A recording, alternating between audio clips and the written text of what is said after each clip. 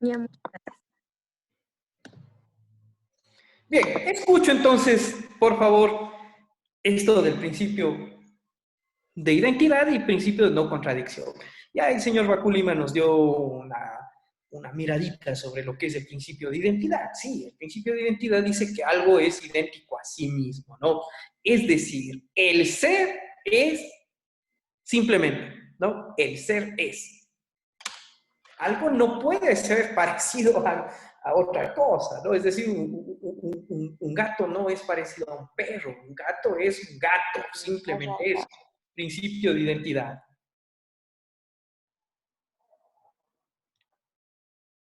Bien, ¿y cuál es el principio de no contradicción? Y sobre todo para un poco ir repasando a que no se pierdan contenidos. ¿Quién formula estos principios? ¿En dónde los expone?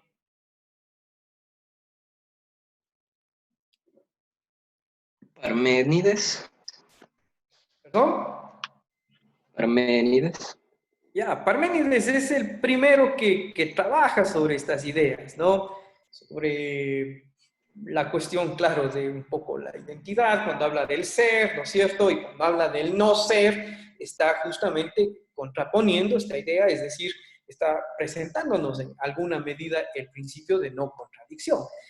Pero es Aristóteles quien sistematiza en la lógica esto, ¿no? Porque la lógica clásica o lógica aristotélica o lógica formal, como quieran ustedes llamarla, es una lógica que está justamente asentada sobre tres principios, ¿no?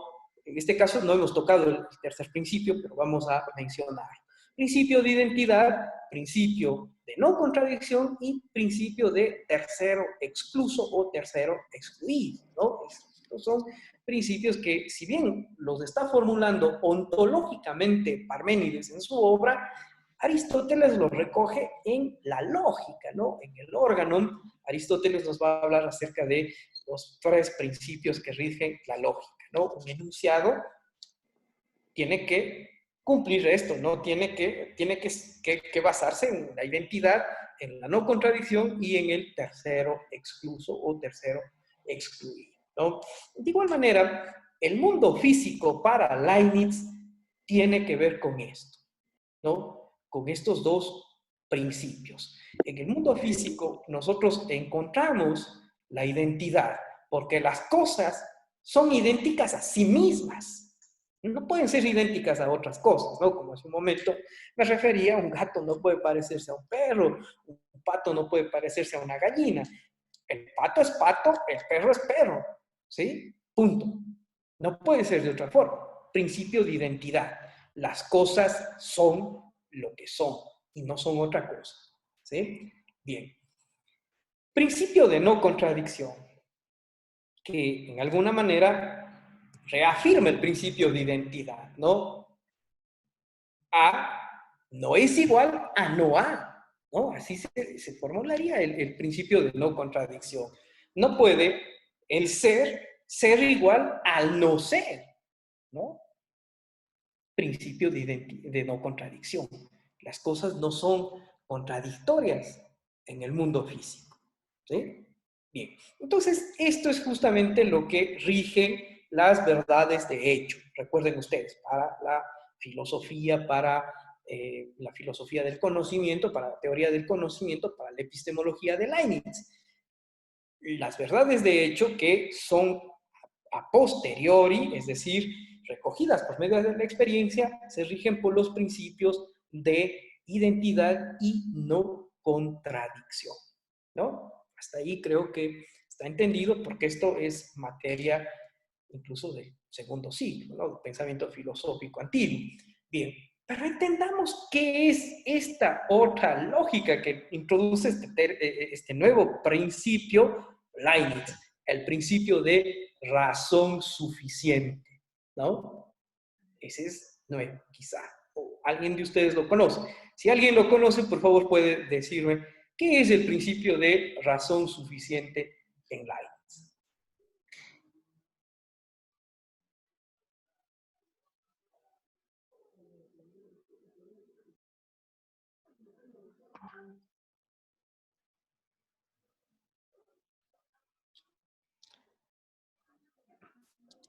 Si usted ve, ¿no es cierto?, al frente de su casa, pensemos hipotéticamente, ¿no?, que al frente de su casa había una casa, ¿no?, X, y al día siguiente hay otra casa diferente. ¿Pudo esto haber salido de la nada? ¿Qué dicen ustedes? Claro, yo nunca he visto construirse un McDonald's. Están ahí de la noche a la mañana. Ah, pero puede ser que toda la noche se pasaron trabajando, ¿no es cierto? Claro, Ya. Entonces, esto un poco es lo que Leibniz nos propone con el principio de razón suficiente. Que nada puede surgir de la nada, ¿no? Es decir, sería, claro, casi ridículo pensar que, por ejemplo, igual, pongamos otro ejemplo, quizás ese no fue el más acertado. Quizás, por ejemplo, si usted, ¿no?, se encuentra con un objeto, ¿sí? Un objeto cualquiera, este objeto tiene que necesariamente remitirse a que alguien lo hizo, ¿no? Porque de lo contrario, no podríamos pensar que ese objeto se hizo así solo o que apareció mágicamente, ¿no? Sino que siempre, por eso este principio muy fuerte en la filosofía de Leibniz, en la lógica de Leibniz, algo tiene que remitirse por necesidad a un creador en alguna dimensión, a algo que lo ha creado, a algo que lo ha hecho, ¿no? Debe haber una razón suficiente para que algo sea lo que es, ¿sí? Ese es el principio de razón suficiente en Leibniz, ¿no? Que las cosas no pueden aparecer al azar, que las cosas no pueden eh, ser como son por un capricho, ¿no? Sino que siempre debe en alguna medida existir una necesidad de algo que las ha creado de esa manera, ¿no?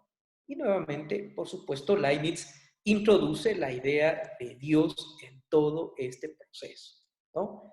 Leibniz era realmente un filósofo muy convencido y muy comprometido con la religión, ¿no? Y por eso es que justamente, en alguna medida, si bien su filosofía tiene varias aristas que comienzan con cuestiones que están basadas en la física mismo, ¿no?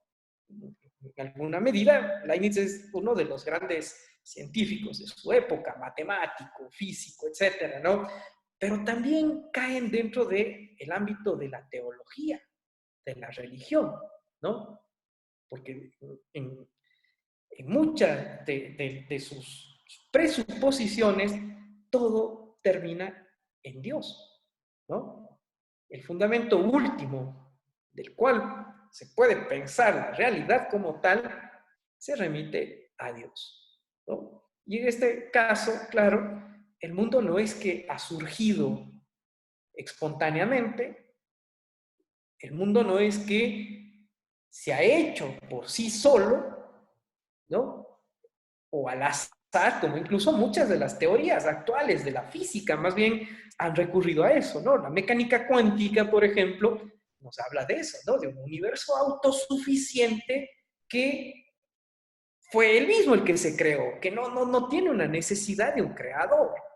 Pero en el caso de Leibniz, sobre todo refiriéndonos a este principio de razón suficiente, la idea es que el universo fue creado por Dios, necesariamente, que no podemos ni siquiera presuponer que esto sea de otra manera, ¿no?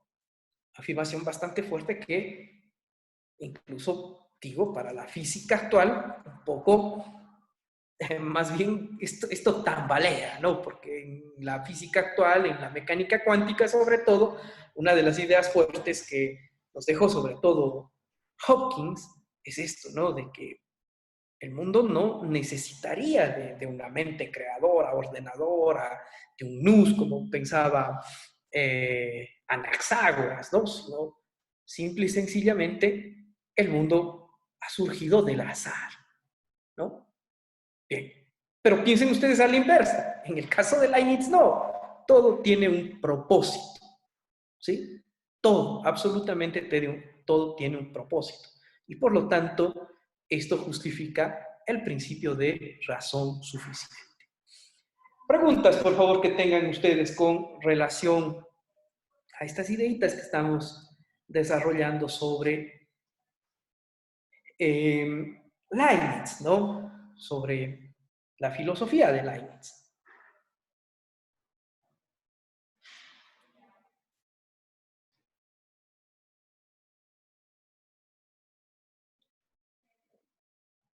Bien, para terminar vamos a dar a conocer otro principio que, si bien no es propio de el conocimiento, sino no es bien de la lógica, incluso podríamos decir así, sí es muy fuerte en el pensamiento de Leibniz, que es el principio de perfección, ¿no?